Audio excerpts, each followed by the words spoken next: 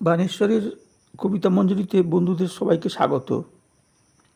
আজ আমি আমার স্বরচিত একটি কবিতা আমার নাতনির জন্মদিন উপলক্ষে লেখা, সেটি পাঠ করে শোনাব। শ্রীনিকা আমাদের ছোট্ট নাতনি পূরণ করল 4। 19শে জুলাই পড়ল 5-এ, আজকে শুক্রবার। প্রতি বছর তার জন্মদিনে আমরা থাকি দূরে, আপনজনদের পায় না কাছে, দুঃখ হৃদয় জুড়ে। নাই তো কাছে খেলার সাথী, দাদু ঠাম্মি দিদু পিসি মাসি দাদারা সবাই দূরে, সঙ্গী পুতুল শুধু।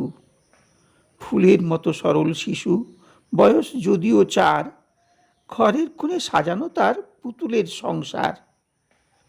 আছেন গণেশ, আছে ছোটা ভীম, কাঞ্চা কাঞ্চি নীলু, গোলাপি এক টেডি বিয়ার, নামটি যে তার গোলু। রান্নাবাটির বাসন কোসন আছে তারই ধারে, স্লেট পেন্সিল আঁকার খাতা সাজানো চেয়ারে। বিদ্যা দেয়নি মাগো বিনা পানি, সুবিদ্যা দাও শ্রীনিকারে, শ্রীনিকা যেন হয় বিদ্যাবতী তোমার অকৃপণ বরে।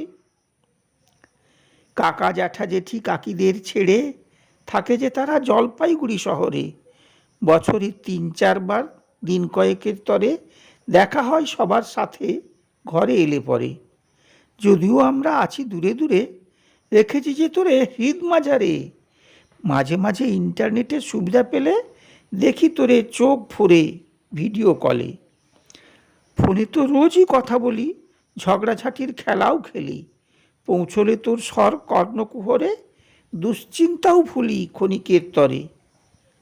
আজকের এই শুভ দিনে জানাই প্রার্থনা বিধির চরণে, সৌভাগ্য দাও দাও পরমায়ু, সয় যেন শ্রীনিকার সব জলবায়ু।